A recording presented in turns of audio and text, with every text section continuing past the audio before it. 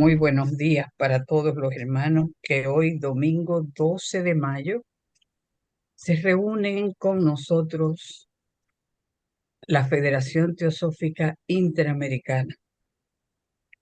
Hoy, un día muy especial para nosotros, recibir a unos hermanos que van a dar el 100% de su esfuerzo en este trabajo. Vamos primero a pedirle al hermano José Álvarez de Miami que nos dirija la invocación a la unidad. Adelante, José, por favor. Gracias, Magali. Sentémonos todos con la columna vertebral derecha, los pies tocando el suelo. Las manos pueden reposar sobre los muslos o sobre las rodillas. Hagamos 2 inspiraciones lentas y profundas.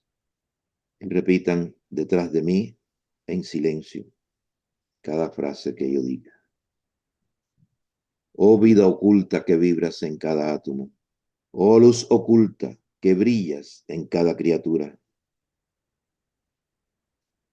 Oh amor oculto, que todo lo abarcas en la unidad,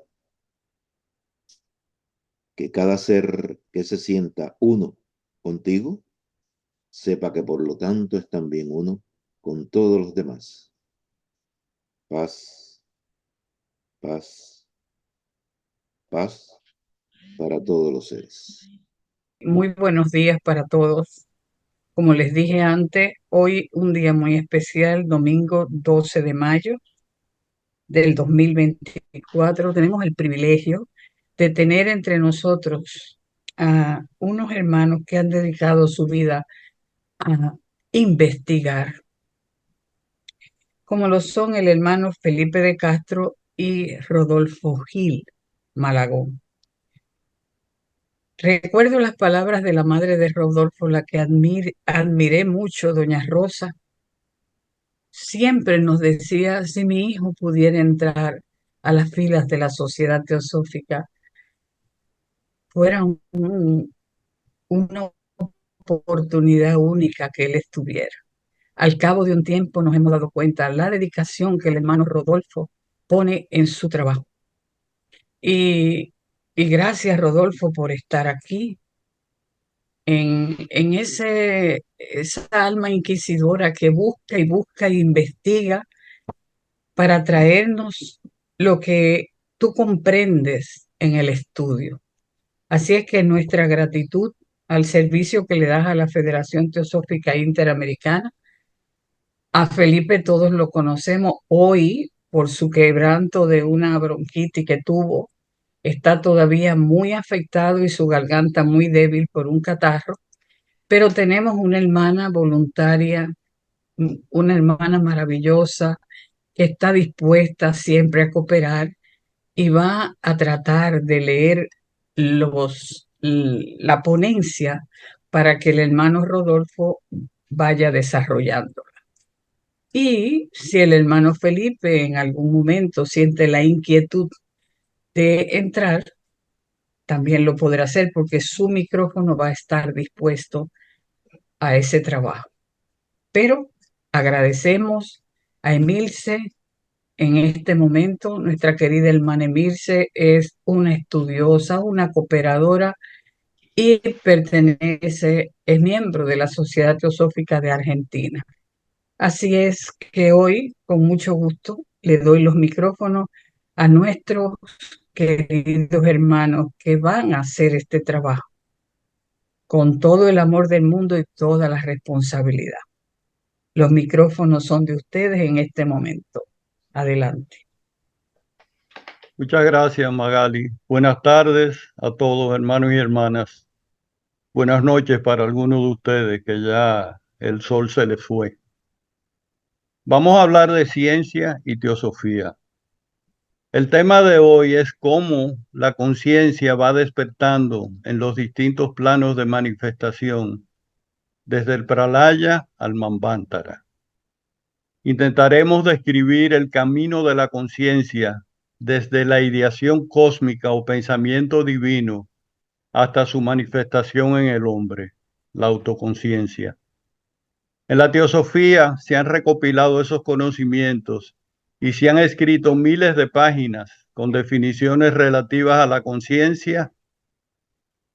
En el ámbito científico, donde mucho se especula al respecto, pero muy poco se conoce, se intenta definirla. Pero las mismas limitaciones que el método científico obliga a seguir, ha sido muy difícil llegar por esta vía al conocimiento de la verdad. En el siglo pasado, con las nuevas teorías de la física cuántica, se abrió una puerta en la que se confirmó que la conciencia y el observador no son ajenos al mundo exterior y sus leyes.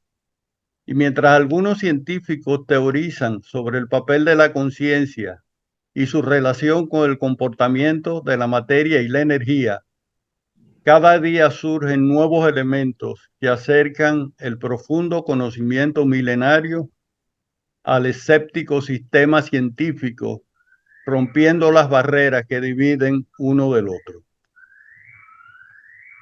Alternando entre las explicaciones, iremos resumiendo lo tratado. Las preguntas que vayan surgiendo en sus mentes las contestaremos al final, así que por favor tomen nota de la página correspondiente, cuyo número encontrarán en la parte de abajo. Sigamos, Felipe. Dos científicos destacados del siglo XIX y del siglo XX hablaron sobre la conciencia y, a diferencia del sistema científico, de la comunidad científica de la época, que postulaba que la conciencia es un producto del cerebro, o había muchísimas teorías. Estos dos científicos y otros más que no mencionamos ahora postularon que la conciencia es fundamental para la evolución, para las formas, para la mente. La conciencia es lo primero. Vamos a ver lo que dijo Thomas Alva Edison en la revista Scientific American de octubre de 1920. No creo que la materia sea inerte y la mueva una fuerza externa. Me parece que todo átomo posee algo de inteligencia primitiva. Consideremos las miles de formas en que los átomos de hidrógeno se combinan con los de otros elementos para formar las diversas sustancias, o unidos en determinadas formas constituyen animales de orden inferior. Finalmente se combinan en el hombre, que representa la total inteligencia de todos los átomos. Max Planck, por su parte, físico teórico, pionero de la física cuántica, expresó: considero que la conciencia es fundamental. Considero que la materia se deriva de la conciencia. Todo lo que hablamos, todo lo que consideramos existente, postula la conciencia. Debemos asumir que detrás de esta fuerza, la existencia de una mente consciente e inteligente. Esta mente es la matriz de toda materia. En ambas declaraciones vemos que ambos científicos reconocen la conciencia como el origen de la materia y no al revés. Pasemos a la próxima.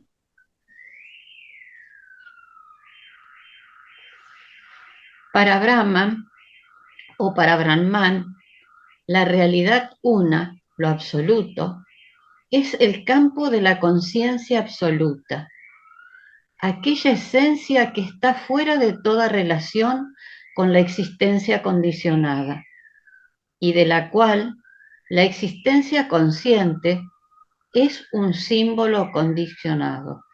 Doctrina Secreta, tomo 1, página 6.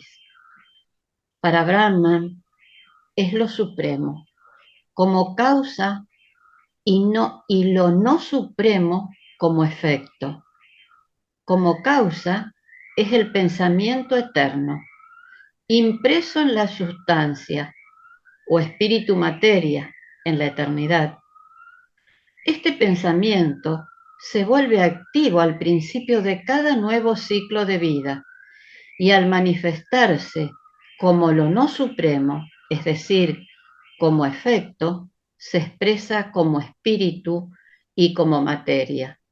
Esto lo dice la Doctrina Secreta, tomo 1, también en la página 6.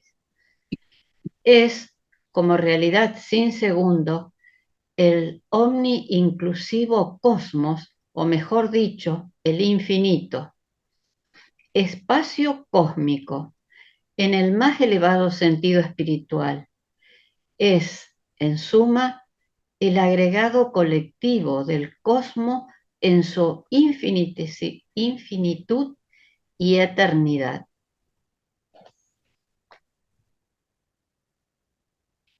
La ideación cósmica. La ideación cósmica es el pensamiento eterno, impreso en la sustancia o espíritu materia desde la eternidad. Este pensamiento se activa al principio de cada nuevo ciclo de vida. La ideación cósmica representa el pensamiento primordial que subyace a toda la creación y se manifiesta a través de ciclos de vida y la evolución. En la Doctrina Secreta leemos que la ideación cósmica es no existente durante los periodos pralágicos, por la sencilla razón de que no hay nadie ni nada que perciba sus efectos.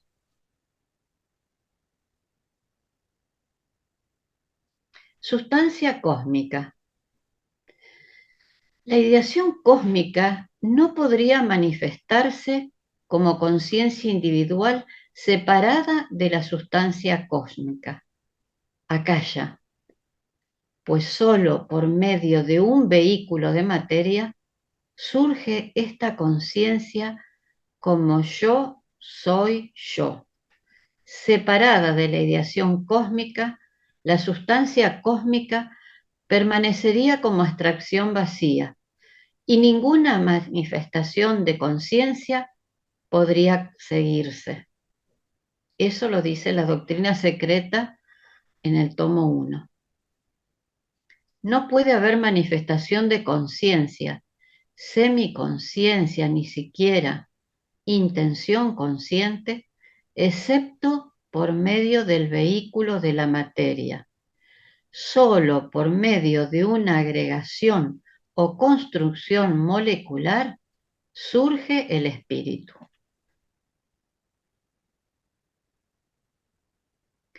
Así, el espíritu o ideación cósmica viene nuestra conciencia. De la sustancia cósmica, los diversos vehículos en que esta conciencia se individualiza y llega al yo, a la conciencia de sí mismo o conciencia reflexiva. También está en la Doctrina Secreta, tomo 1.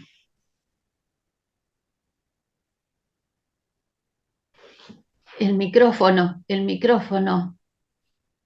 Perdón. Aquí vimos que el absoluto como causa es el pensamiento eterno y como efecto surgen dos aspectos, la sustancia cósmica y la ideación cósmica. Ambos son mutuamente interdependientes y se manifiestan simultáneamente.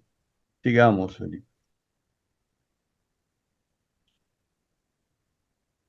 El primer resumen. Tomás Alva Edison dijo: no creo que la materia sea inerte y la mueva una fuerza externa. Me parece que todo átomo posee algo de inteligencia. Max Planck, de su parte, expresó: considero que la conciencia es fundamental. Considero que la materia se deriva de la conciencia.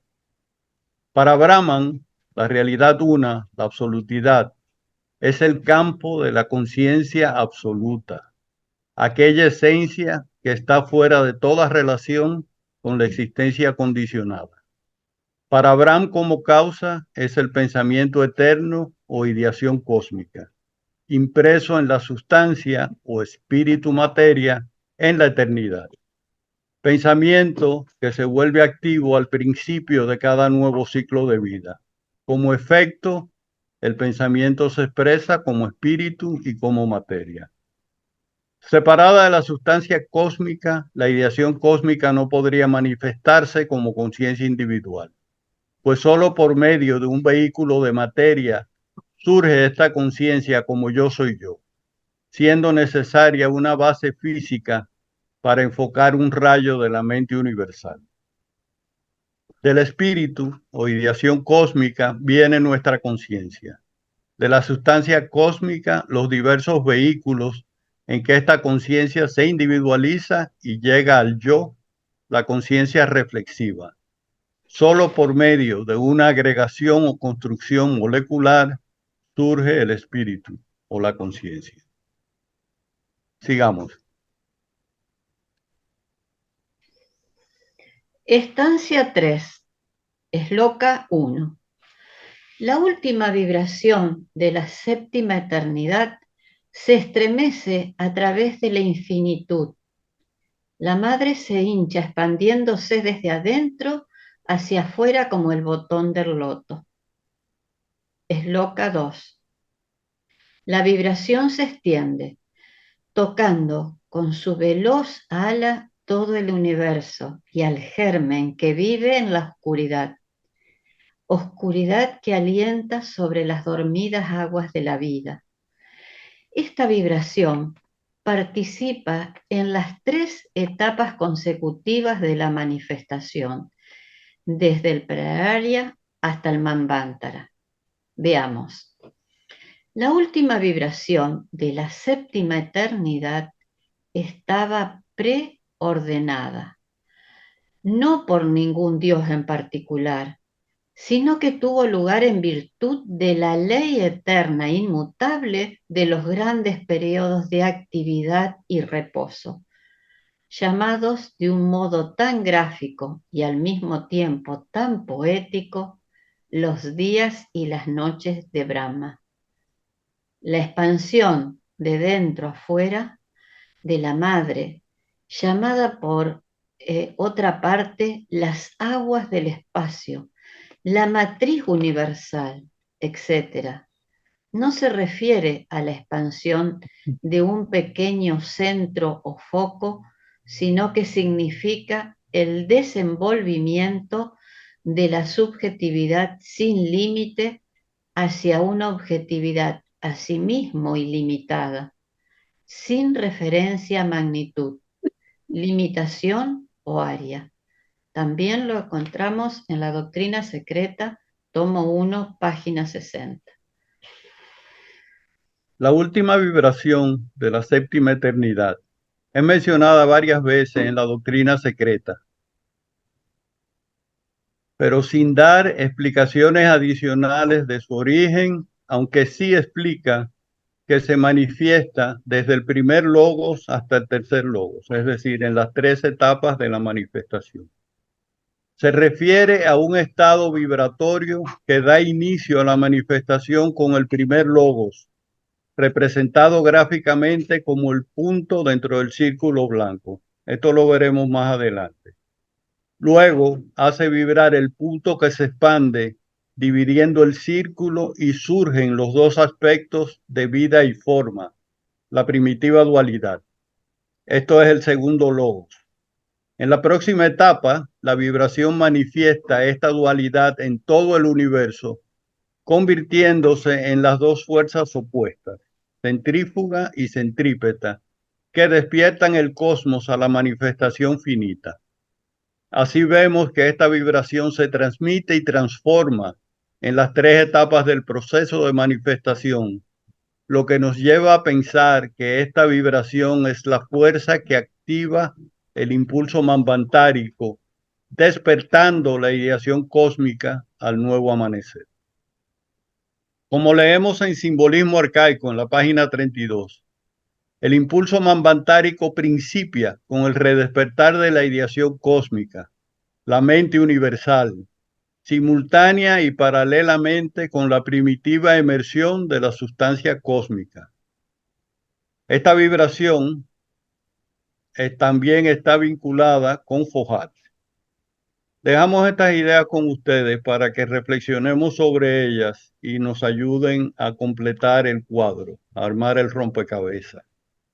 Pasemos a la próxima. Los tres logos son las tres etapas de la manifestación. En esta pizarra, una pizarra con el fondo negro, vemos un círculo blanco.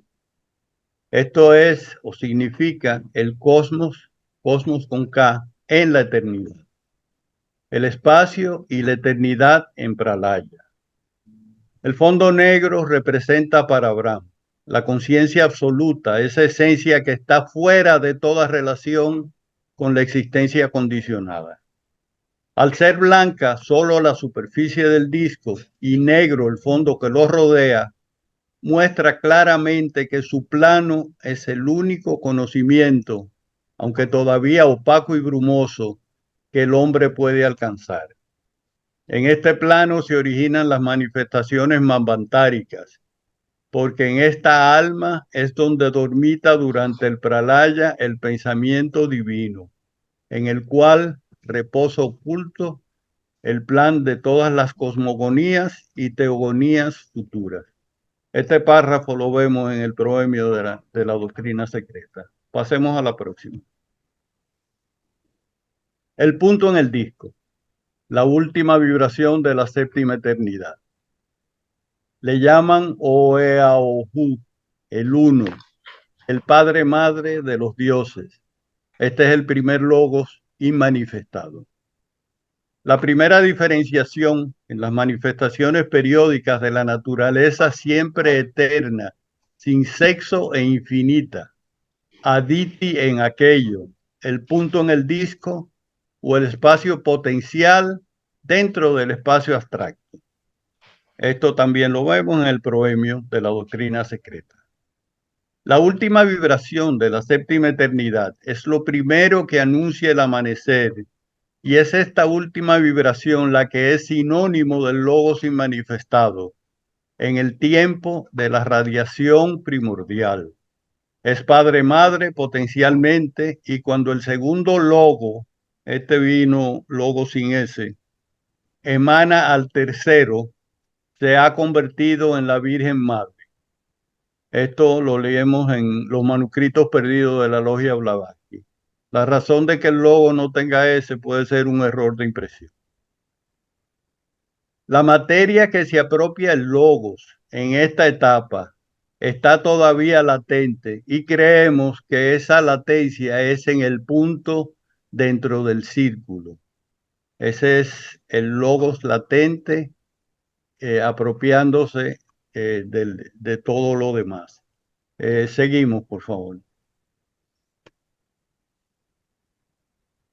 El punto vibra y divide el círculo en dos. El segundo logos. Vida y forma, espíritu y materia, todavía inmanifestado. El punto, simbólicamente hablando, vibra entre el centro y la circunferencia, trazando de esta suerte la línea divisoria entre el espíritu y la materia, que hace posible su conocimiento y genera la forma para el segundo aspecto, el ser al que llamamos segundo logos, simbólicamente representado por la línea o diámetro del círculo. Esto lo leemos en el estudio sobre la conciencia de Bessel. La señora Blavatsky posteriormente explicó que los logos no son seres, sino etapas en la manifestación. El segundo logos participa de la esencia o naturaleza del primero y del último. No hay diferenciación con el primer logos. La diferenciación solamente comienza con el latente mundo del pensamiento, con el segundo logos, y recibe su plena expresión, es decir, se convierte en la palabra hecha carne con el tercero. Pasemos a la próxima.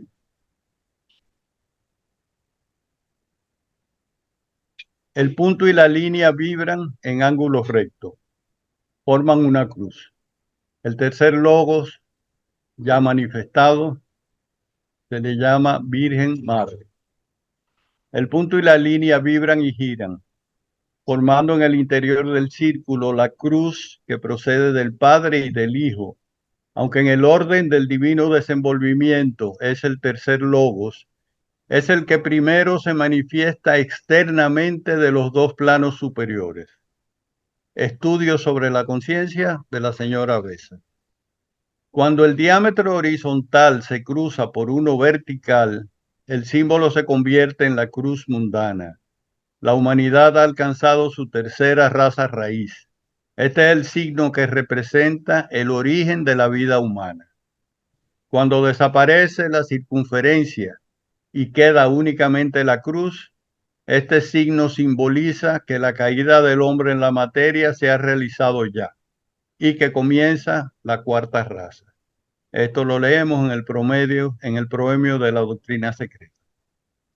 En esta explicación se mezclan dos conceptos o escalas: la escala cósmica o manifestación del universo y la planetaria, que es la evolución en nuestro planeta. Recordemos que la señora Blavatsky nos advierte que las estancias se refieren a la evolución de nuestro planeta, que es nuestro anillo de no pasar, aunque por analogía se aplica el axioma hermético: como es arriba, es abajo. Lo que sucede en la Tierra, sucede en el universo. Pasemos a la próxima. Es importante recordar lo que HPV nos explica en Diálogos de la Logia Blavatsky. Estos tres logos no son dioses ni seres divinos, son etapas de la manifestación. Lo que hay es un logos único que efectúa la evolución del universo a través de tres etapas distintas.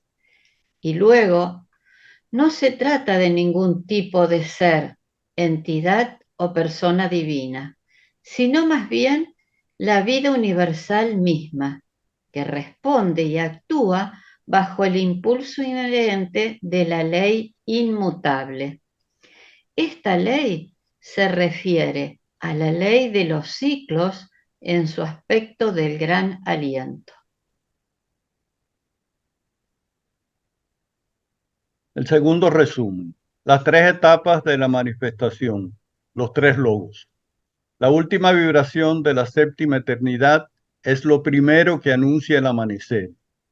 Y es esta última vibración la que es sinónimo del logos y manifestado en el tiempo de la radiación primordial. Es padre-madre potencialmente, y cuando el segundo logos emana al tercero, se ha convertido en la Virgen Madre. El impulso manvantárico principia con el redespertar de la ideación cósmica, la mente universal, simultánea y paralelamente con la primitiva emersión de la sustancia cósmica. El fondo negro con el círculo blanco representa el cosmos con K en la eternidad, el espacio y eternidad en Pralaya. El primer logos, raíz u origen del ser, se conoce como el logos más elevado. Es radiación directa del absoluto. El logos delimita su espacio para manifestarse. Se representa gráficamente como el punto en el centro del círculo. El segundo logos, el punto vibra y se expande, manifestando los dos aspectos de vida y forma. La primitiva dualidad que constituye los dos polos de la naturaleza, entre los cuales se ha de tejer la trama del universo: vida, forma, espíritu, materia, positivo, negativo. El tercer logos es la última diferenciación del segundo y la individualización de las fuerzas cósmicas, de las cuales Fohat es el jefe. Estos tres logos no son dioses ni seres divinos. Lo que hay es un logos único que efectúa la evolución del universo a través de tres etapas distintas. No se trata de ningún tipo de ser, entidad o persona divina, sino más bien la vida universal misma. Pasemos a la próxima. Nuestro universo es solo uno de un número infinitos de universos, todos eslabones de la gran cadena cósmica de universos, siendo cada uno un efecto con relación a su predecesor, y una causa respecto al que le sucede. Esto lo encontramos en la Doctrina Secreta, en el tomo 1, página 41. Según esta definición, después de un pralaya, cada nuevo universo es el resultado de la evolución del universo que le precedió, por lo que la última vibración de la séptima eternidad puede ser el vínculo que transfiere del primer logos al tercero, entre paréntesis, el nuevo universo, toda la información acumulada de los procesos evolutivos de universos anteriores. En la Doctrina Secreta encontramos muchas referencias confirmando que la conciencia es un campo omniabarcante vibrando en infinitas frecuencias. Citamos 3 de ellas. Primero, todos los campos son manifestaciones del único campo universal de espacio-conciencia. Eso lo dice Joe Mills. Segundo, el doctor Ikataimi, el hombre, Dios y el universo, la conciencia se vincula con algo solo mediante vibraciones. Tercero, la última vibración de la séptima eternidad se estremece a través del infinito. La vibración se extiende, tocando con su veloz ala todo el universo y al germen que vive en la oscuridad. Oscuridad que alienta sobre las dormidas aguas de la vida. Esto está en la Doctrina Secreta, estancia 3. Todo es vibración.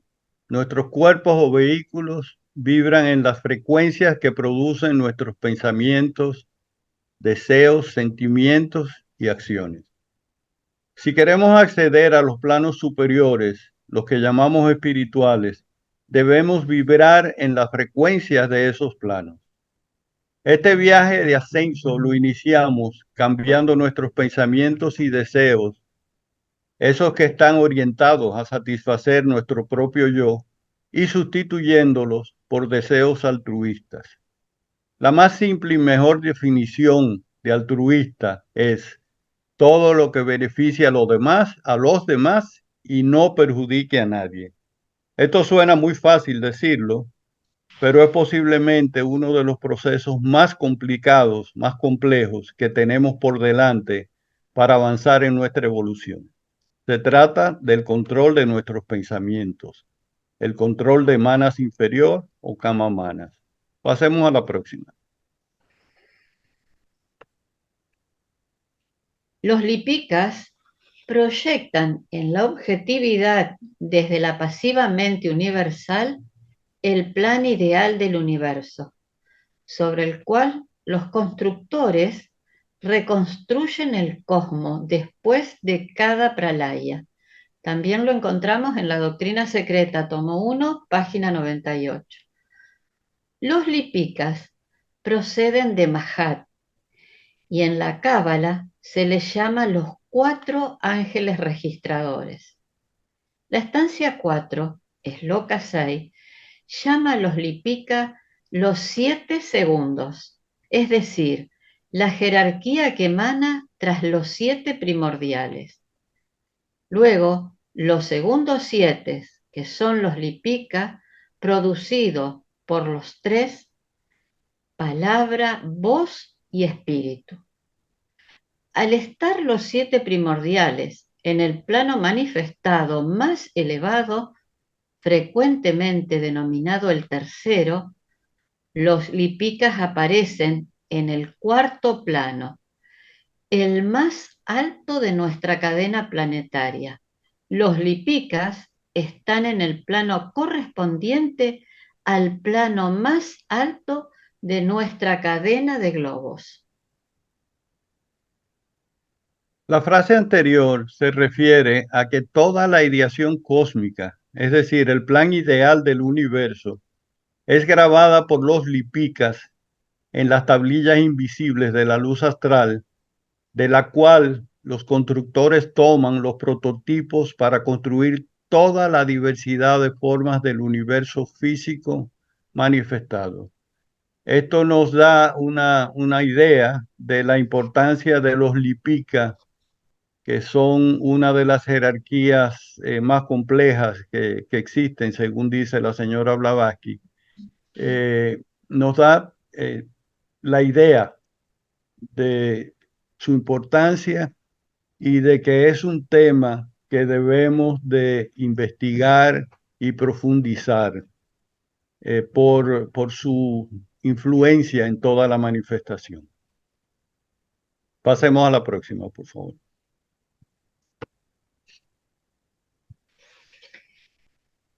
Veamos ahora los 7 primordiales, alientos del dragón de la sabiduría. Los 7 primordiales se refieren a los primeros 7 seres que aparecen en cualquier plano particular durante el proceso de manifestación. Se les llama de diversas formas, ají, dianibudas. También se les conoce como los 7 rayos primordiales del Logos.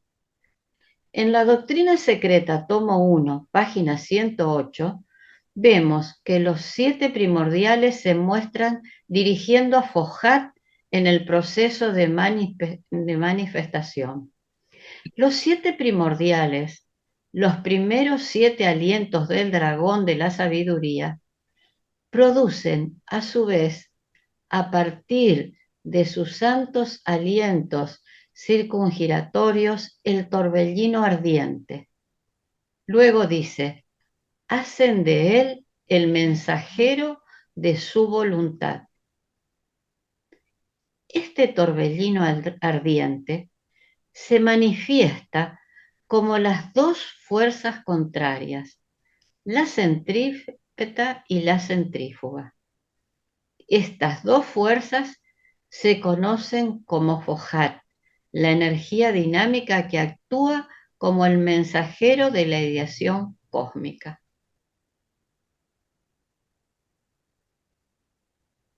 Veamos el gran aliento.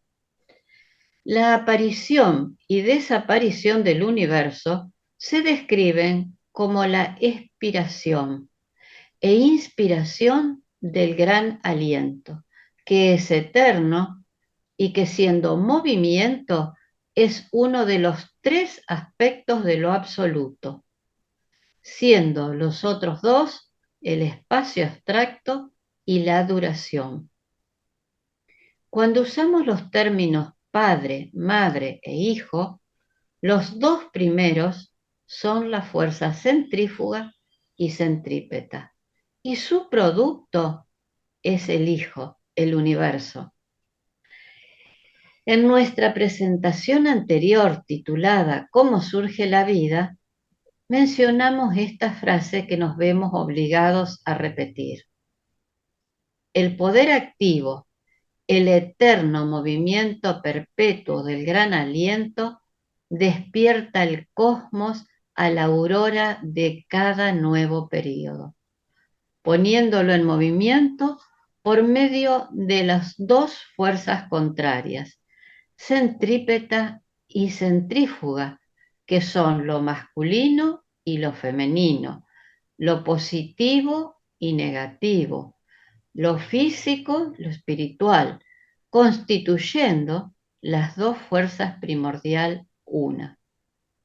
En otras palabras, este movimiento doble transfiere el cosmos desde el plano del ideal eterno al de la manifestación finita, o desde lo noumenal a lo fenomenal.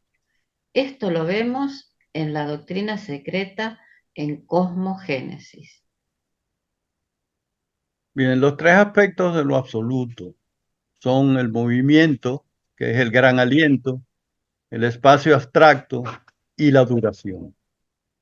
El gran aliento despierta el cosmos por medio de las 2 fuerzas centrífuga y centrípeta. Aquí vemos la dualidad en el inicio de la manifestación, las fuerzas opuestas, positivo y negativo. Sigamos.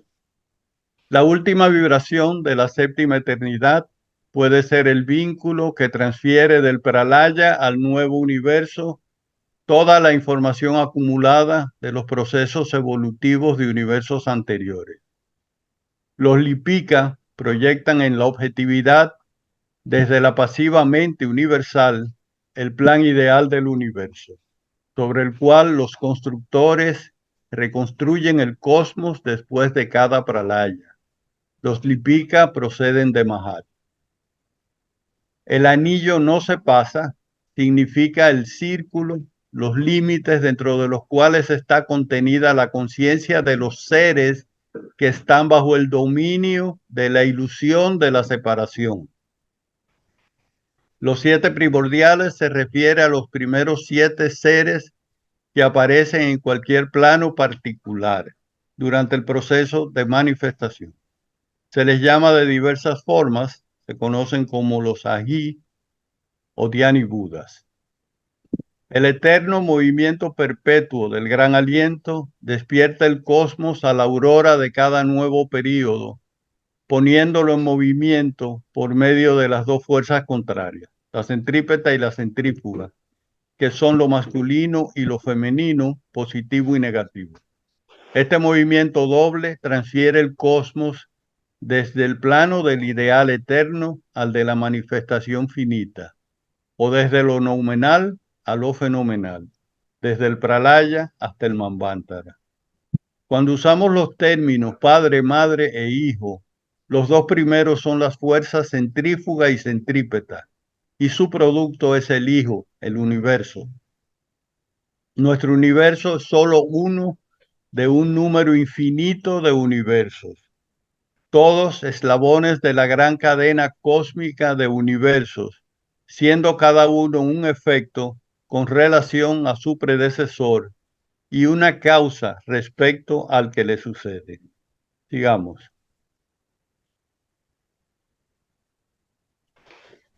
Akasha.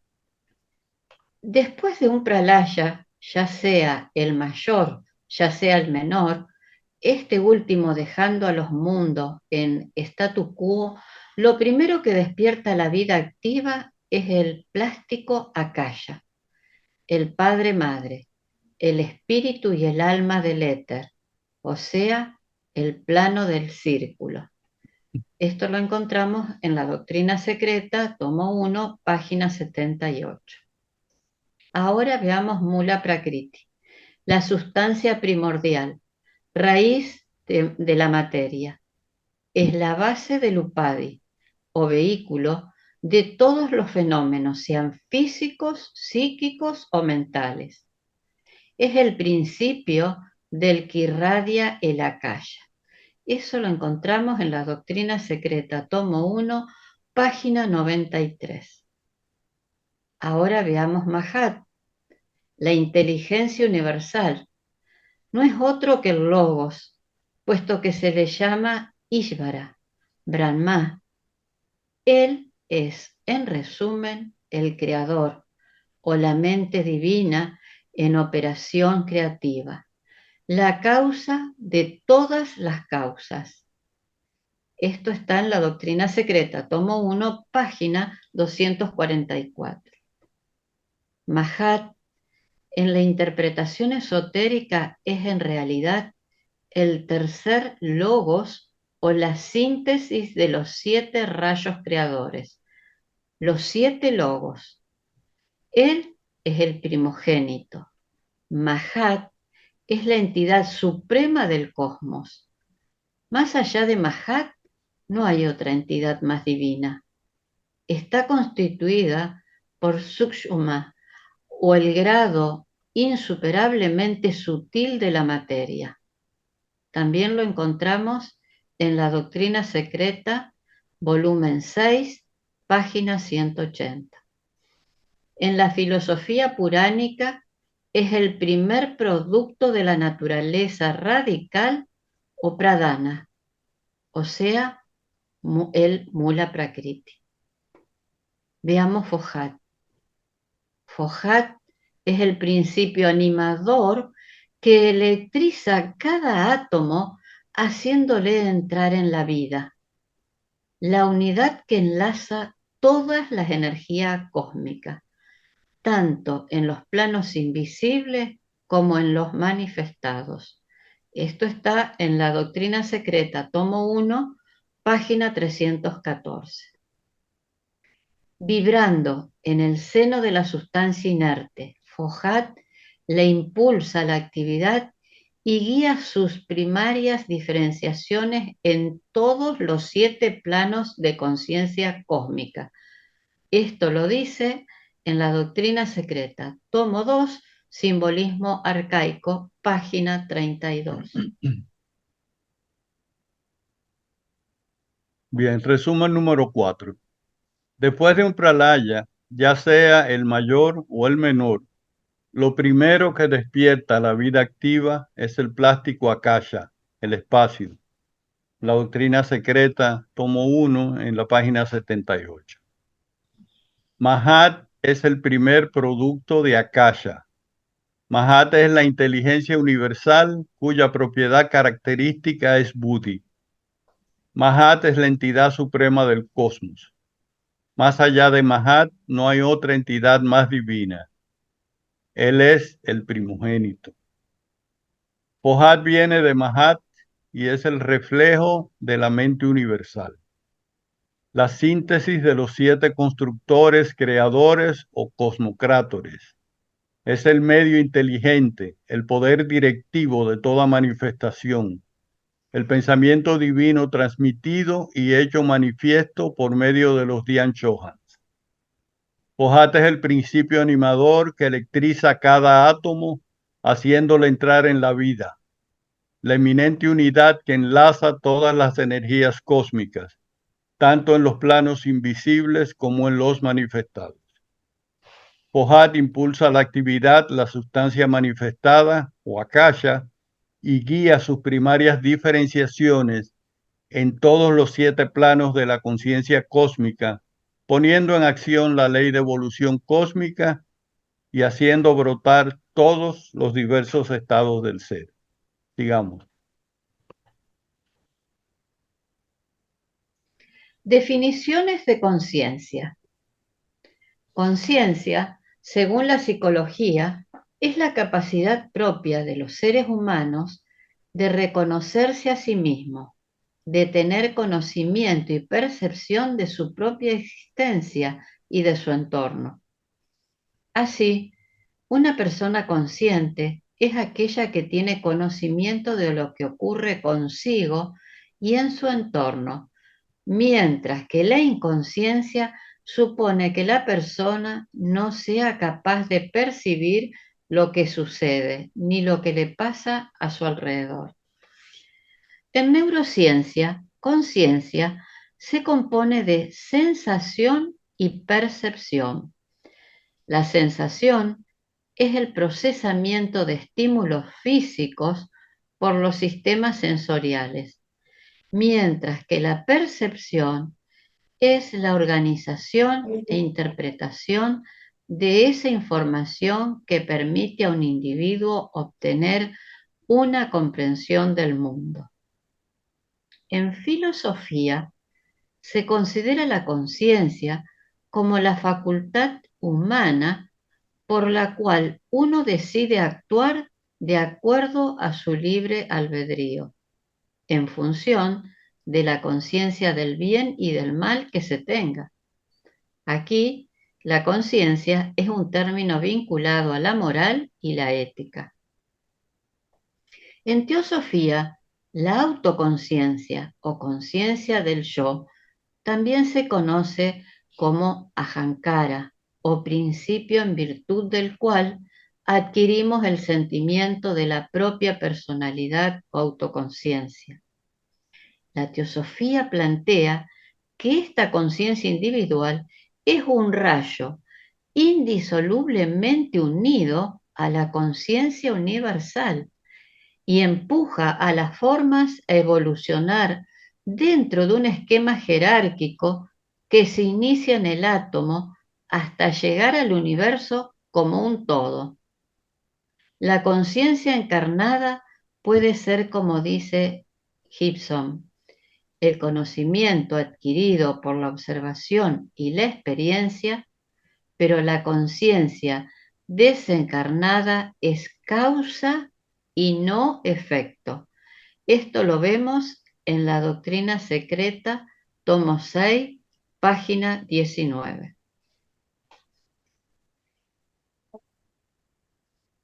Veamos Plática sobre el sendero del ocultismo, de Annie Besant. ¿Es la mente el vehículo de la conciencia? No, todos los planos son vehículos de la conciencia. La conciencia abarca todos los planos de la existencia. La mente es el vehículo a través del cual la conciencia puede despertar en cada uno de esos planos. En los manuscritos perdidos de la Logia Blavatsky, HPB nos comenta: la conciencia no es algo per se, es una facultad de la mente, es algo inseparable de la mente.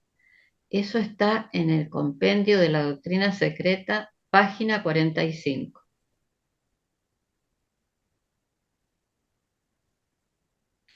Ahora veamos un fragmento del artículo de Joe Mills en la revista Sofía, número 269 de noviembre del 2011.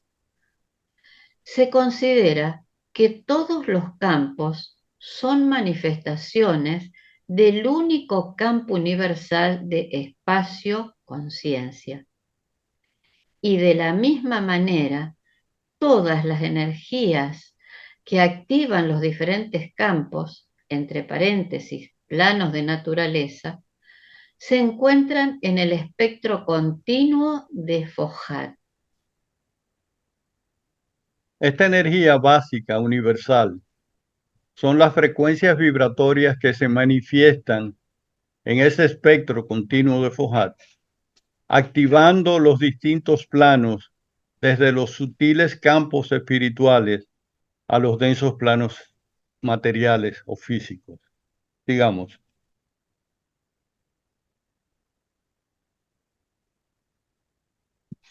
En cualquier plano que nuestra conciencia pueda encontrarse actuando, tanto nosotros mismos como las cosas pertenecientes a aquel plano son, por el momento, nuestras únicas realidades. A medida que nos elevamos en la escala del desenvolvimiento, nos damos cuenta que durante las etapas por las que hemos pasado, hemos confundido las sombras con las realidades, y que el progreso del ego hacia lo alto consiste en una serie de despertamientos, SIC, entre paréntesis, progresivos, que cada avance trae consigo la idea que ahora al fin hemos alcanzado, la realidad, entre comillas, pero únicamente cuando hayamos logrado la conciencia absoluta y compenetrado con ella la nuestra propia, nos encontraremos libres de las ilusiones producidas por Maya. Eso lo encontramos en el compendio de la Doctrina Secreta, página 45. Ahora veamos estudios sobre la conciencia de Annie Besant. El hombre es el microcosmo del universo y su cuerpo sirve de campo de evolución a miríadas de conciencia menos desarrollada que la suya.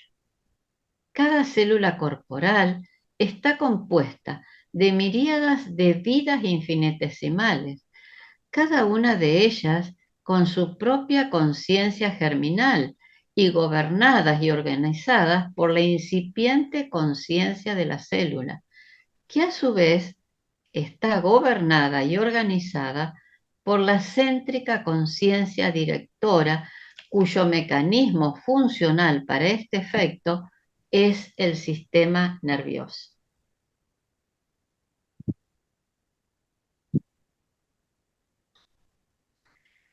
La conciencia en cualquier plano significa la capacidad de responder a las vibraciones del mismo plano. El doctor Ikataimi, en El hombre, Dios y el universo, dice: la conciencia se vincula con algo solo mediante vibraciones. Y si nuestro vehículo no responde a un conjunto de ellas, el objeto que las produce permanecerá como inexistente en lo que a nosotros concierne. Estudio sobre la conciencia de Annie Besant, porque conviene recordar que los 7 planos se compenetran y que la conciencia en cualquiera de ellos significa la capacidad de responder a las vibraciones del mismo plano. Así como un hombre puede ser consciente en el plano físico, porque su cuerpo carnal está organizado para recibir y transmitir las vibraciones físicas, pero ser del todo inconsciente en los planos superiores, aunque las vibraciones de estos ondulen en torno de él, porque todavía ese hombre no tiene sus cuerpos superiores debidamente organizados para recibir y transmitir las vibraciones de los planos superiores. Así también la mónada, la unidad de conciencia, es consciente en el segundo plano, pero del todo inconsciente en los 5 inferiores. Digamos. Resumen 5. La autoconciencia o conciencia individual es un rayo indisolublemente unido a la conciencia universal. La autoconciencia o conciencia del yo también se conoce como ahankara, o principio por el cual adquirimos el sentimiento de la propia personalidad. ¿Es la mente el vehículo de la conciencia? No. Todos los planos son vehículos de la conciencia. La conciencia abarca todos los planos de existencia. La mente es el vehículo a través del cual la conciencia puede despertar en cada uno de esos planos. La conciencia no es algo per se, es una facultad de la mente. Es algo inseparable de la mente. En cualquier plano que nuestra conciencia pueda encontrarse actuando, tanto nosotros mismos como las cosas pertenecientes a aquel plano, son por el momento nuestras únicas realidades. Cuando hayamos logrado la conciencia absoluta y compenetrado con ella la nuestra propia, nos encontraremos libres de las ilusiones producidas por Maya. El hombre es el microcosmos del universo y su cuerpo sirve de campo de evolución a miríadas de conciencia menos desarrolladas que la suya. La conciencia se vincula con algo solo mediante vibraciones. Y si nuestro vehículo no responde a un conjunto de ellas, el objeto que las produce permanecerá como inexistente en lo que a nosotros concierne. La conciencia en cualquier plano significa la capacidad de responder a las vibraciones del mismo plano. Digamos. Cada unidad de conciencia es un fragmento, una porción de la conciencia universal separada por virtud de la mente. Y tiene un llamado en la nota 1 que dice que la mente es un nombre dado a la suma de los estados de conciencias agrupados bajo pensamiento, voluntad y sentimiento. Y esto se encuentra en la Doctrina Secreta, tomo 1, página 36. Entonces, leo de nuevo. Cada unidad de conciencia es un fragmento, una porción de la conciencia universal separada por virtud de la mente en entidad individual velada en la materia. Es una unidad de la sustancia del primer logos que desciende al segundo plano como ser separado. A estas unidades se las llama técnicamente mónadas. La mónada es nuestro yo, la verdadera raíz de nuestro ser, la íntima fuente de nuestra vida, La única realidad, oculto, inmanifestado, envuelto en silencio y tinieblas, está nuestro yo, pero nuestra conciencia es su limitada manifestación. Esto lo encontramos en el estudio sobre la conciencia de Annie Besant. En el mismo libro también vemos el siguiente párrafo. El espíritu latente en la materia tiene que ser despertado a la vida y a la conciencia gradualmente. La mónada tiene que pasar por sus formas mineral, vegetal y animal antes de que la luz del logos se manifieste en el hombre animal. La mónada desenvolverá su conciencia en estos 5 planos inferiores al suyo propio, tomando una porción de materia de cada uno de ellos y velándose en ella bajo una envoltura por cuyo medio pueda ponerse en contacto con el respectivo plano. Gradualmente, la mónada va organizando esta envoltura hasta constituir un cuerpo capaz de actuar en aquel plano con expresión perfecta de sí misma y de recibir y transmitirle sus vibraciones, así como de recibir y transmitir al plano las vibraciones de la mónada. Este proceso lo veremos en las próximas páginas. Sigamos.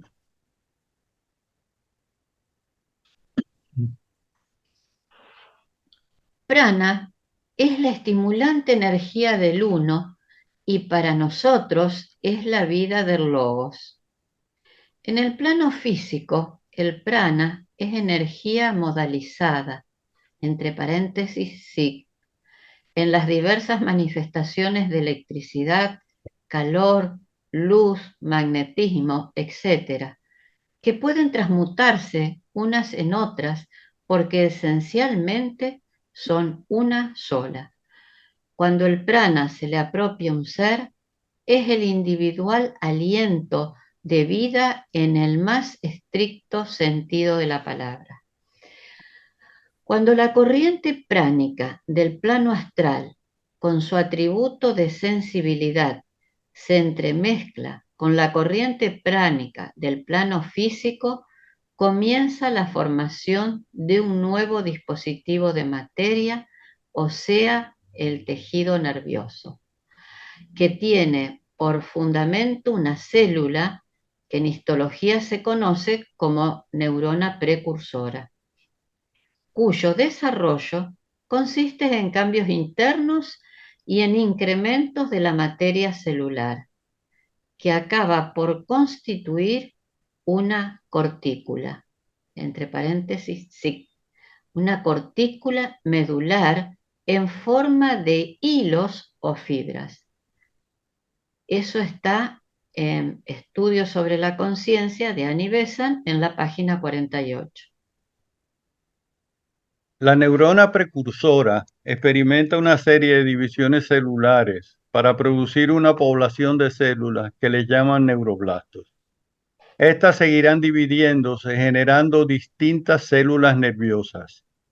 Los neuroblastos emigran de su ubicación inicial hacia el lugar donde se formará el tejido nervioso, utilizando señales químicas y estructuras especiales para moverse a través de los tejidos circundantes y encontrar su posición adecuada. Estos comienzan a diferenciarse en células nerviosas especializadas. Algunos se convierten en neuronas y otros se convierten en células que proporcionan soporte y protección a las neuronas. Las neuronas establecen conexiones entre sí a través de estructuras llamadas dendritas. Este desarrollo prosigue en la vida ulterior mediante la actividad mental, pues cuando un hombre piensa profunda y continuamente, las vibraciones mentales provocan actividad química y las dendritas brotan fruto de esa actividad química, brotan de la célula entrecruzándose en todas direcciones para formar senderos por donde circula el prana y se suceden las vibraciones mentales. En estos párrafos podemos ver la íntima relación del prana con la construcción del cerebro y los procesos mentales. Sigamos.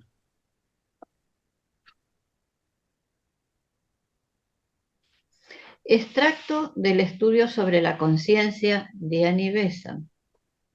Durante un inmenso periodo de tiempo, desde las últimas evoluciones vegetal, animal y la humana hasta el punto presente, la envoltura astral estuvo subordinada a la física en lo referente a las operaciones de la conciencia. Cuando las vibraciones del mundo exterior afectan la envoltura física del infantil yo o Jivatma, provocan en él estremecimientos. Aunque la incipiente conciencia no es capaz de diferenciar el origen de ese estremecimiento, sigue el golpeteo del exterior y estos contactos determinan un acto de conciencia, esto es, la conciencia del cambio o alteración ocurrida en el exterior. Cada contacto crea una ligera expansión que se transmite a las envolturas y de estas hacia el objeto atrayente. La expansión promueve un sentimiento, es decir, un acto de conciencia. El contacto con un objeto externo, sea placentero o sea de dolor, produce una vibración rítmica en estas envolturas. Esta vibración provoca atracción o repulsión hacia el otro ser o hacia la experiencia. Esta vibración se va convirtiendo en memoria. Aún la conciencia no se da cuenta de lo exterior ni de lo interior. Nada sabe del objeto y del sujeto, no puede diferenciarlo. El germen divino comienza a ser consciente por el cambio de condiciones, por el movimiento de sus envolturas. El germen divino nace del cambio y del movimiento. En esta etapa de la evolución, el grado de conciencia no va más allá de un sentimiento, entre comillas, que poco a poco se define en dos fases, placer o dolor. Este primario estado de conciencia todavía no manifiesta los consabidos aspectos de voluntad, sabiduría y actividad, ni aún embrionariamente. Sigamos.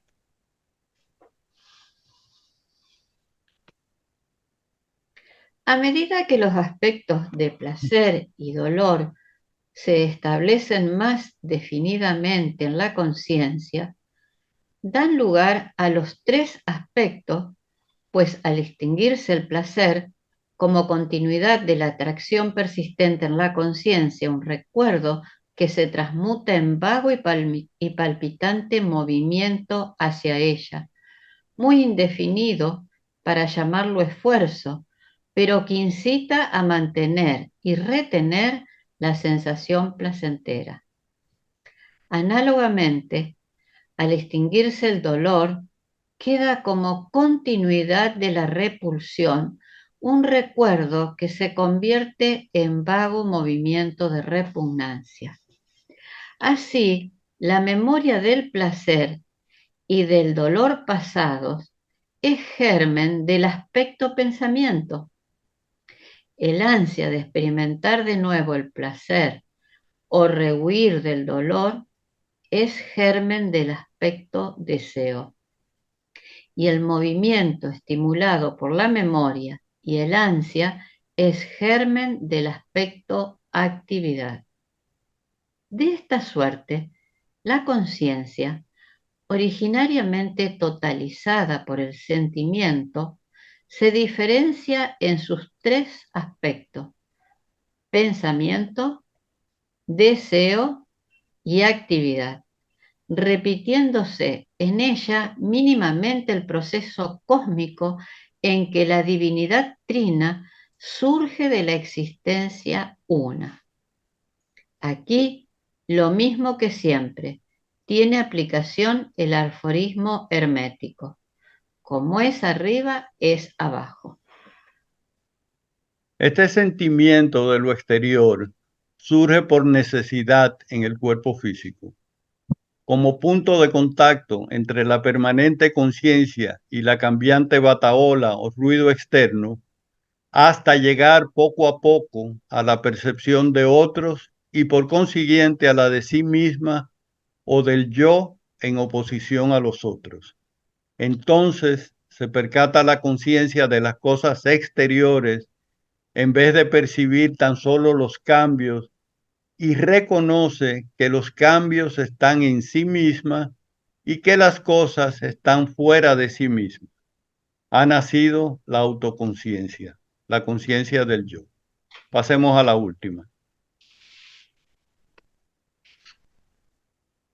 Resumen sexto y último. Cada unidad de conciencia es un fragmento, una porción de la conciencia universal, separada por virtud de la mente en entidad individual velada en la materia. A estas unidades se las llama mónadas. La mónada tiene que pasar por sus formas mineral, vegetal y animal antes de que la luz del logos o conciencia se manifieste en el hombre animal. Cuando la corriente pránica del plano astral se entremezcla con la corriente pránica del plano físico, comienza la formación del tejido nervioso que se inicia a partir de una célula, una única célula llamada neurona precursora, la cual se divide y diferencia en diferentes tipos de células nerviosas. Aquí vemos cómo la fuerza de vida o prana jiva construye las formas para manifestar la conciencia. Este desarrollo prosigue posteriormente mediante la actividad mental. Cuando un hombre piensa, las vibraciones mentales producen una actividad química y las dendritas brotan de la célula, cruzándose y entrecruzándose en todas direcciones, formando senderos por donde circula el prana y se suceden las vibraciones mentales. El contacto con un objeto externo, sea placentero o sea de dolor, produce una vibración rítmica en las envolturas astrales y físicas del yo, que provoca atracción o repulsión hacia el otro ser o hacia la experiencia. Esta vibración se va convirtiendo en memoria. El golpeteo del exterior en las envolturas provoca un estremecimiento de la conciencia y se percibe lo interior como su inevitable opuesto.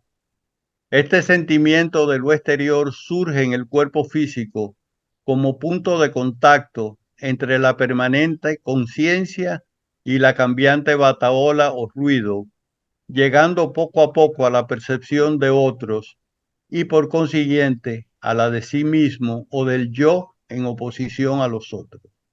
Entonces se percata la conciencia de las cosas exteriores en vez de percibir tan solo los cambios, y conoce que los cambios están en sí misma y que las cosas están fuera de sí misma. Este reconocimiento de lo externo y lo interno es el nacimiento de la autoconciencia. Pasemos a la próxima y le damos las gracias por su paciencia escuchando. Espero que sirva para futuras investigaciones y ahora podemos responder las preguntas que surjan. Gracias hermanos por tan bello trabajo. Estoy llegando, pero atenta a la charla. Vamos a pasar a las preguntas. Vamos a los micrófonos, Carolina y Emilce, por favor. Salomón, qué lindo. Sí, gracias Rodolfo y Felipe y también Emilce, gracias. Oye Rodolfo, mira, tengo una pregunta que está en la diapositiva número 12. Si la puedes poner, por favor, si se puede. Felipe, por favor. Adelante, Salomón. Dice, el punto y la línea vibran y giran, formando en el interior del círculo la cruz que precede del Padre y del Hijo, aunque en el orden del divino desenvolvimiento es el tercer logos, es el que primero se manifiesta externamente de los dos planos superiores, estudios sobre la conciencia, etcétera, ¿no?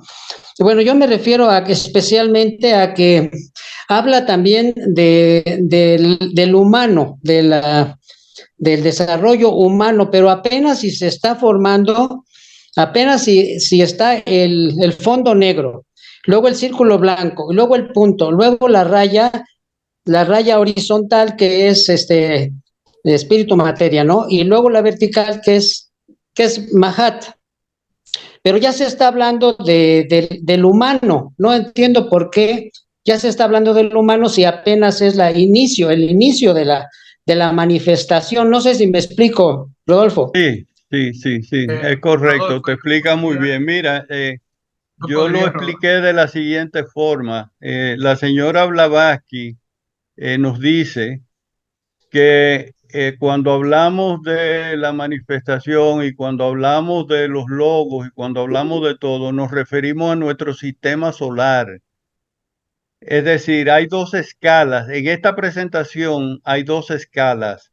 La escala cósmica, donde en la doctrina secreta explica las diferentes etapas de la manifestación, se está refiriendo a la escala cósmica y también se refiere a la escala de nuestro sistema solar.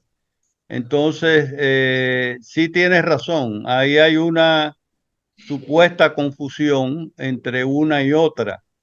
Estos textos están copiados estos párrafos copiados de los textos originales del estudio sobre la conciencia y del mismo Proemio, donde la señora Blavatsky en esto nos crea una especie de confusión. Yo no sé quién pudiera aclararla. Quizás alguno de ustedes tenga. Yo podría decir algo, Rodolfo. Sí. Lo que pasa es que hay que entender que la señora Blavatsky siempre, cuando habla en forma comparativa y analógica, también vive comparando. Entonces, ella no quiere decir a nosotros que de la misma manera como el universo se formó desde el Pralaya al Manvantara y cómo llegó a convertirse ya en lo manifiesto, la realidad manifestada, nos viene y nos pone como ejemplo la tercera raza raíz, porque es que en la primera y segunda raza nosotros no éramos seres físicos, estábamos en un proceso. Ya en la tercera raza raíz es que llegamos a ese punto de ser ya formalmente. Cerró tu micrófono, Felipe. Se cierra solo. Entonces, ya en esa tercera raza, ya llegamos nosotros a lo físico, ya llegamos nosotros a ser ese humano, pero todavía sin mente. Y fíjense que ella da una explicación aquí que cuando desaparece la circunferencia, como dice más abajo, queda únicamente la cruz, que es el símbolo de la caída del hombre en la materia, y es lo que ella quiere finalmente decir. De esa misma manera, como la absolutidad va en ese proceso de primero, segundo y tercer logo para la manifestación, y ya cae en la materia, de esa misma manera, la humanidad fue por ese mismo proceso. Fue un proceso etéreo, fue un proceso donde todavía no tenía forma hasta llegar formalmente en la tercera raza, que ya finalmente es un ser físico. Y al final de esa tercera raza es que llega a la mente y entonces se convierte en un ser autoconsciente. Esa es la explicación que yo puedo dar, pero es la forma como doña Elena enseña las cosas. En toda la doctrina secreta, doña Elena está trabajando siempre con varios niveles de explicación para que nosotros podamos entender. Por eso ustedes se ven que ella una vez se mete en el cristianismo, en el judaísmo, en el Himalaya, en los chinos, en la India, y va pasando de un sitio a otro para darnos a entender a través del estudio comparativo cómo fue algo que es difícil para nosotros entenderlo como quiera, porque todavía esa parte que ella pone como gráfico de esa pizarra negra con ese punto blanco y dentro del círculo blanco ese punto negro, y ahí comienza Es la única forma que yo encontró para podernos explicar algo tan abstracto como es de lo inmanifiesto a lo manifiesto. Eso es, no sé, excúseme si me hablé demasiado. No, gracias, Felipe. Una cosita para anexarle a todo lo que ustedes han dicho ahí como respuesta. Decirle a Salomón que cada proceso duró eones de años, de siglo, de tiempo, lo que querramos decir. Eso no se hizo todo uno atrás del otro, sino hubo una distancia de uno a otro. Gracias. Entonces, procedamos. Gracias a ti, Magali, gracias. ¿Puedo continuar o ya le paro? No, continúe, por favor. Bueno, yo no entiendo algo que bueno, cuando la premanifestación o la primera manifestación que es espiritual, después sucede la segunda manifestación que es material.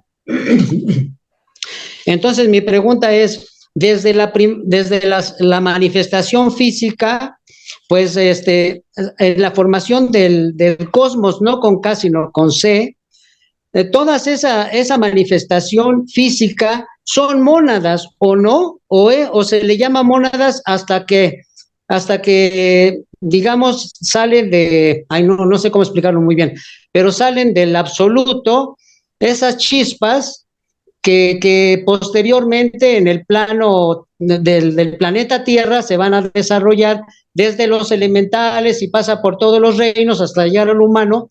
Pero mi pregunta es, desde el inicio de la formación del cosmos, ¿también son mónadas o no? Por supuesto, desde el inicio de la formación del cosmos, desde que surgen los átomos, las primeras unidades, surgen como mónadas, con inteligencia y con vida. Se le llama mónadas a los átomos y estos surgen desde el inicio. Lo que pasa es que la forma en que lo explicamos hoy es cierto, puede confundir, pero mira, si vemos, volvemos a la página y vamos a ver la parte de arriba solamente. El punto y la línea vibran en ángulos rectos y forman una cruz. Y esta cruz representa el tercer logos de la manifestación cósmica, vamos a hablar, es la Virgen Madre. Entonces, eso mismo se repite en el sistema solar, ese mismo esquema en el sistema solar, y entonces toda la explicación de abajo se refiere al sistema solar. La de arriba se refiere al cosmos, la de abajo se refiere al sistema solar. Quizá eso te deje satisfecha la pregunta. Sí, cómo no, Rodolfo. Oye, Rodolfo, por último, me confundí un poquito si la mente es consecuencia de la conciencia o la conciencia de la mente, porque hubo diapositivas en lo que decía de una manera y otras diapositivas que lo que decía opuesto. Entonces, yo supongo que la conciencia es la original y de ahí depende la mente, ¿o estoy mal? Yo di esa explicación, se dio. La mente es el vehículo que la conciencia utiliza para manifestarse en los diversos planos. La conciencia existe en todos los planos. La mente es la que va adquiriendo capacidades para ir penetrando en los distintos planos y expresar la conciencia. La conciencia es una sola, es el campo universal. Perfecto. Gracias, Rodolfo. Muy amable. Gracias. Ok, Patricia estaba después. Hola, muy buenas tardes a todos. ¿Sí me escuchan? Bueno, el motivo de mi pregunta son dos preguntas. La primera, si todo tiene conciencia, quisiera saber si esta conciencia ha evolucionado en el aspecto de que me imagino que debe tener una sustancia primordial que emana de una evolución, o se ha quedado solamente en la primera manifestación, o si ha habido evolución en esa conciencia. Y la segunda es referente a lo que corresponde a que preguntó Salomón.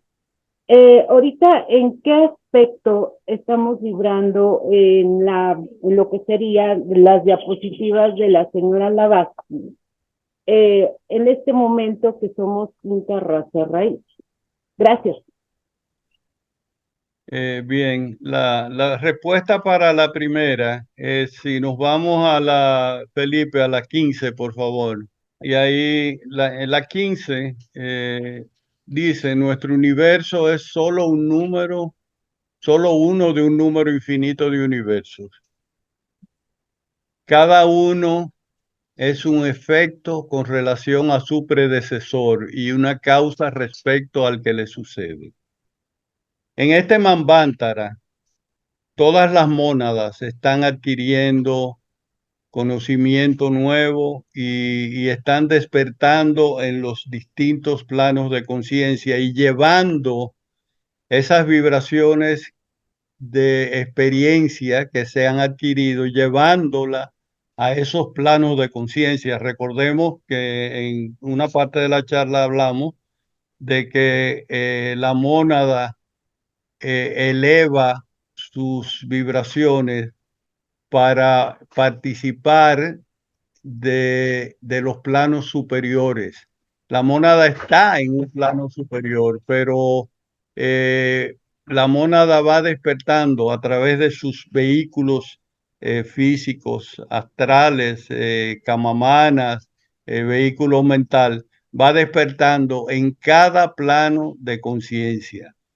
Al final de este Manvantara, y vamos a hablar del Mahamambantara, todas las mónadas, todo lo que ha evolucionado en este Manvantara, pasa al Pralaya y lleva consigo mismo el nuevo universo, el universo que ha evolucionado.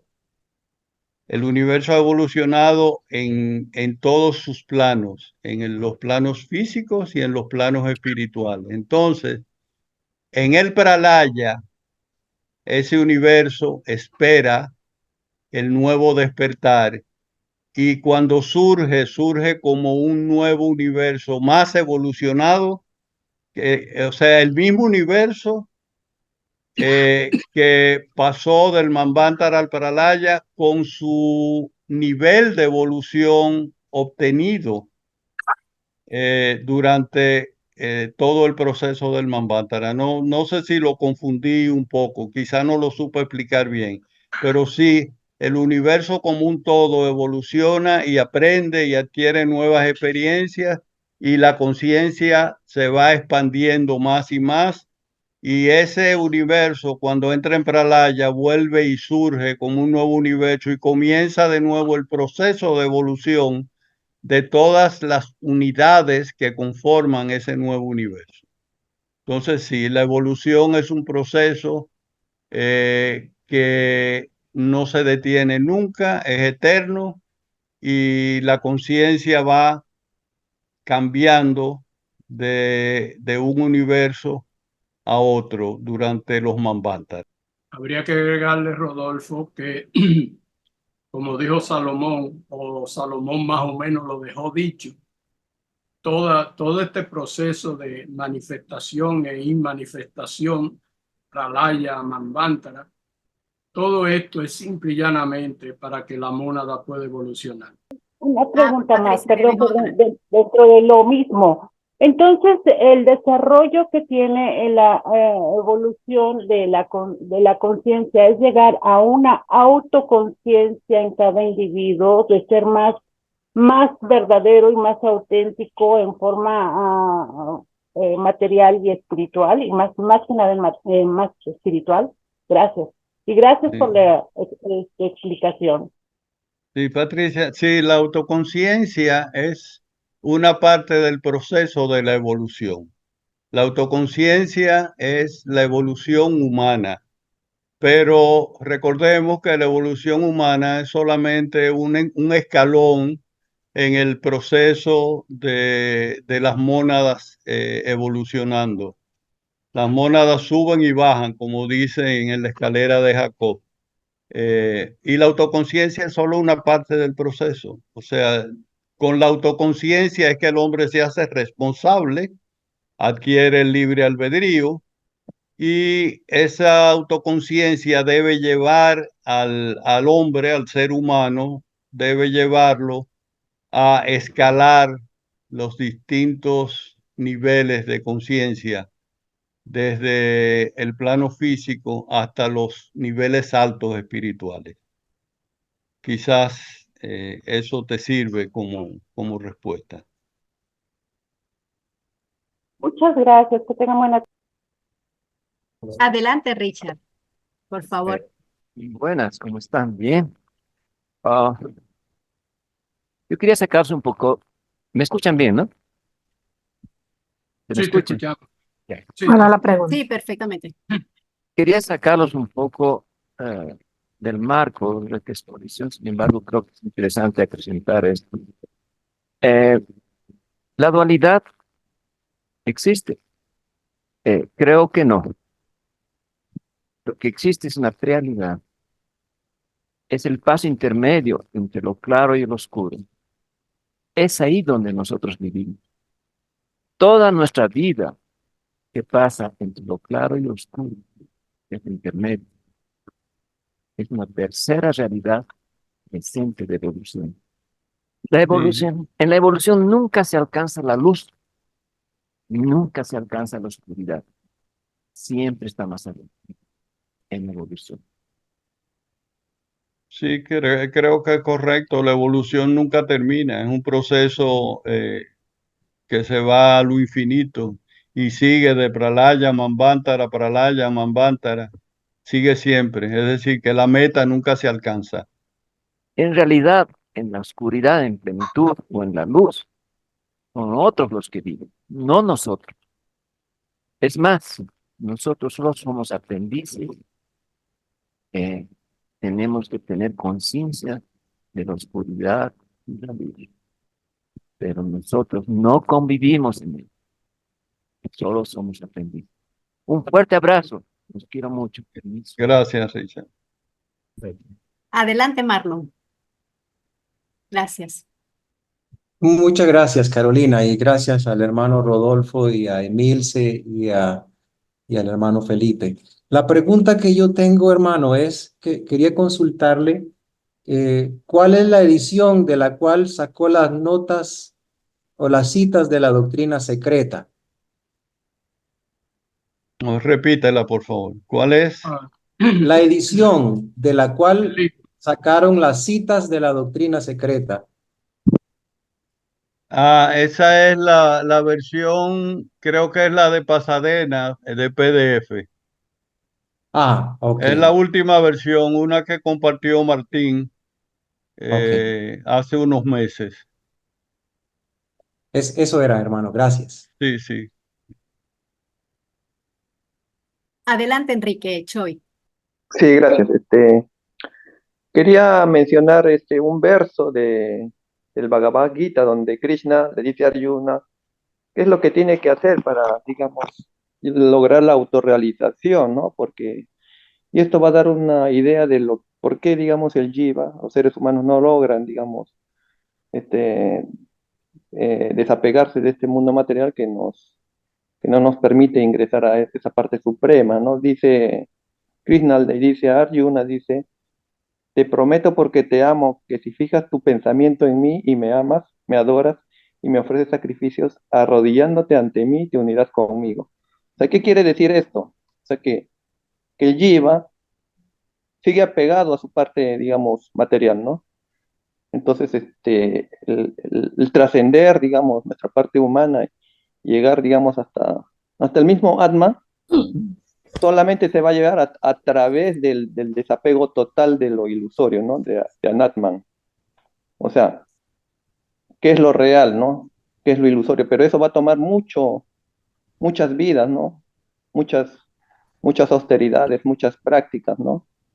Entonces, es posible que, digamos, muchos jivas cansados de esa dualidad, sufrimiento, alegría, puedan, digamos, comprender esto, ¿no? En en una verdad íntima, ¿no? Y lograr, digamos, llegar hasta Krishna, ¿no? No sé qué opina el expositor. Gracias, Enrique, gracias. Yoli, adelante.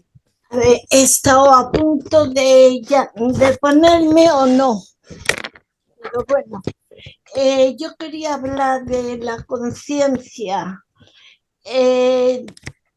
Todo el mundo no tenemos la misma conciencia. Yo cuando salgo con el perro, lo que sea, me encuentro con gente y la parte espiritual me doy cuenta que está como dormida, no creen en nada. Entonces yo digo, bueno, pues algún momento igual en esta vida o en la siguiente, el universo le da la oportunidad de que se le despierte. Y luego, claro, si la conciencia no se le trabaja porque la parte espiritual está dormida, las acciones tampoco son muy buenas. Y es porque creo yo que va con la conciencia. Si tiene una conciencia un poco baja, pues sus acciones no serán muy buenas. Y alguna vez que estaba hablando con amigas que no son de teosofía, pero son de niveles espirituales, me suele decir, es que fulanita, fíjate, digo, oye, no puede hacer otra cosa porque el nivel de conciencia es bajo. Entonces el comportamiento es bajo. A ver, ¿qué me podéis decir de eso? Sí, cómo no. Mira, Yolanda, la conciencia es una sola. Nosotros somos nuestros vehículos que no tienen acceso a los diferentes planos de la conciencia porque no hemos desarrollado lo suficientemente, no hemos desarrollado nuestros vehículos. Estoy hablando de el vehículo de deseos, el Kamamanas, la mente superior, es decir, todos nuestros vehículos tienen que elevar su vibración como pensamientos, sentimientos y deseos elevados. Cuando hablamos del altruismo, para mí una de las vías de trabajar el ascenso para poder tener acceso a esos planos de conciencia, una de las vías es hacer el bien, es decir, no hacer nada que perjudique a otro y solamente pensar en el servicio a los demás. O sea, esa es una de las vías, el servicio, la meditación, los buenos pensamientos, los buenos sentimientos son los que van elevando nuestros planos nuestros vehículos para que accedan a esos planos superiores de conciencia. La conciencia está ahí, alrededor de nosotros, o sea, alrededor y adentro.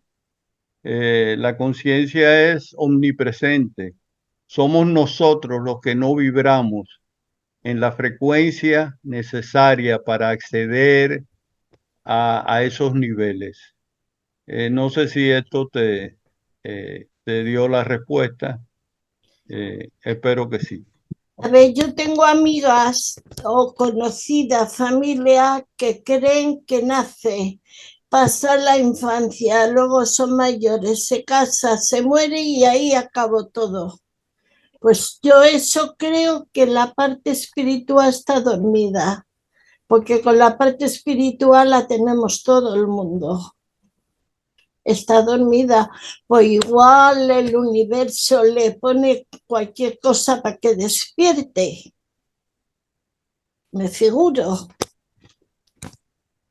Porque ninguna mónada se va a perder. ¿Cuál es la pregunta, Yolanda, entonces? Y es que no sé, tengo muchas dudas. Déjalo. Tengo dudas y ya sea, ya me iré yo cuando medite y eso. O sea, yo me fijo mucho en mi semejante y entonces le veo pues eso, que hay mucha diferencia, que no, pero hay diferencia porque yo para mí tengo activa la parte espiritual y sé que he venido a aprender. Aquí es como una escuela que aprende. Entonces, si soy consciente, voy aprendiendo. Ella, si tiene eso dormido y claro, no puedes tú imponer ni eso, le dices algo, pero poca cosa. Sí, es correcto que somos todos diferentes, pero son nuestras personalidades son las que son diferentes. En los planos más sutiles nuestros, podemos ver la unidad, todos somos uno. La diferencia es en estos planos físicos, los planos materiales. Cada uno tiene sus ideas, cada uno tiene sus deseos, tenemos nuestra propia personalidad, pero esa unidad que perseguimos, ese sentimiento de hermandad, de ser solo uno, solo lo conseguimos cuando logramos elevarnos a los planos superiores. Es bastante complejo lograrlo en este plano. Gracias. Gracias, Yoli. Adelante, Cris. Sí, buenos días a todos, un saludo primero que nada. Y nada más quería comentar así bien rápido bueno, según lo que estoy escuchando, ¿verdad? No sé si sea lo adecuado, pero si nosotros somos una proyección del todo, o sea, y el todo vive en nosotros, entonces no hay como un lugar hacia dónde llegar, ¿no? O sea, al final de cuentas, solo es redescubrirnos a nosotros mismos. Y la razón de no llegar allá, como el compañero que comentó lo del Bhagavad Gita, de llegar como a los planos superiores de conciencia, pues es el hecho de que nos identificamos con la materia, pero la materia en realidad se podría decir que no existe fuera de nosotros mismos como parte del todo, o en sí mismo esta parte de que como conciencia superior, la parte del todo, la parte primordial de la conciencia, es que ni siquiera se comprende el todo a sí mismo o la conciencia universal de por qué se creó la dualidad, ¿no? O por qué existe todo lo demás que existe. O a lo mejor tiene un objetivo final, pero eso me parecería que es, o sea, al final de cuentas, pues nos enganchamos y nos identificamos con la materia y eso nos impide regresar como al origen. No sé, más o menos eso comprendí, no sé si estoy en lo correcto. A lo mejor y no, es solo un pensamiento, pero me parece que por ahí va. Está el micrófono silenciado. Sí, ¿hay alguna pregunta, Cris? Porque no entendí bien si hubo una Sí, pregunta.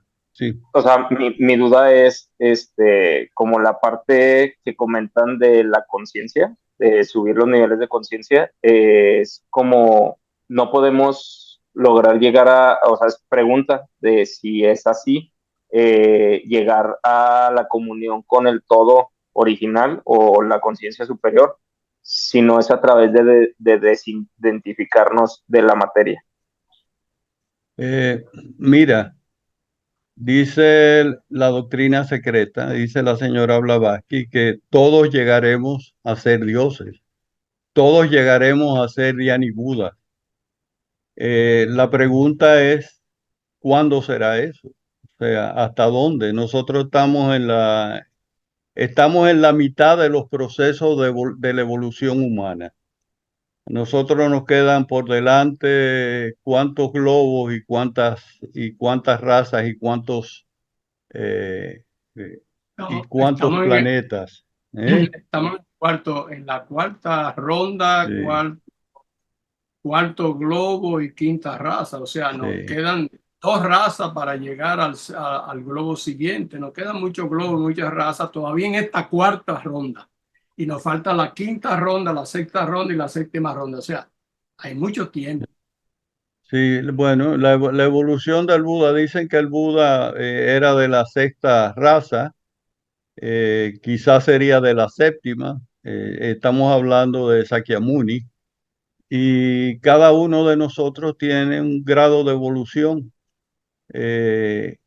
Por detrás de nosotros viene mucha gente, viene una gran multitud, y por delante también hay muchos que han ido mejorando sus vehículos. Tenemos los ejemplos de los fundadores de la sociedad, Blavatsky, Olcott y George. Esas eran personas que los Mahatmas le alababan su trabajo y decían que eran las personas indicadas para el trabajo que se hizo. Entonces, sí, en algún momento llegaremos al tope de la evolución humana. De la evolución humana en adelante es muy poco lo que sabemos y muy poco lo que dice la señora Blavatsky en los libros. Pero en algún momento llegaremos a ser Dianibudas, y de ahí en adelante, pues, no sé si alguien está en la capacidad de responderlo, pero Sí, Rodolfo, hay que agregarle que lo que él quiere saber es el proceso. O sea, así nosotros necesitamos entrar en el proceso humano. Y en el proceso humano entramos en la materia, primero entramos como animales, animales con mente, animales primero y después animales con mente. Y a eso nos hace seres muy materiales. Tenemos que entrar en la materia para poder llegar al espíritu. Entonces, considera tú este proceso que estamos viviendo nosotros ahora, donde no toda la humanidad está en el mismo nivel de conciencia, como dice la hermana Yolanda. No todos estamos en el mismo nivel de conciencia, pero todos somos mónadas experimentando la conciencia. Entonces, lo importante es que es un esfuerzo particular, no es un esfuerzo colectivo, porque ya la evolución colectiva ya nosotros la abandonamos al abandonar el reino animal. Ahora, en el reino humano, la evolución es particular, es individual, por eso se habla de autoconciencia. Cada uno de nosotros tiene que trabajarla.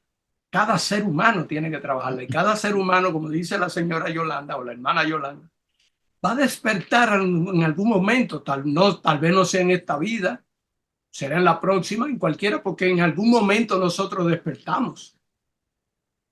Y nosotros no podemos mirar a lo que están detrás de nosotros como algo inferior, porque nosotros fuimos esos. Es más, todos esos grandes maestros que nosotros conocemos, absolutamente todos, tuvieron una vida física, hicieron todos los disparates que nosotros hicimos. En algún momento despertaron y dijeron, no, espérate, esto no es el camino. Hay un camino para eso. Y decidieron tomar el camino. Y llegaron. Y ellos están ahí para decirnos a nosotros que nosotros podemos hacerlo porque ellos lo hicieron. Porque ellos eran tan iguales como nosotros. O tal vez peor. Pero bueno, eso es un sacrilegio lo que yo estoy diciendo. Escúchate. Gracias, Felipe, gracias. Muchísimas gracias por sus respuestas, muy claras, gracias. Sí, gracias, Cris. Magali, ¿estás por allí? No hay más ninguna manito levantada, ningún otro comentario. Parece que Magali ya no está, ¿no? Bueno, les agradecemos a todos. En Estoy especial aquí. sí está. Ok, Magali. No hay Era que no podían prender el micrófono.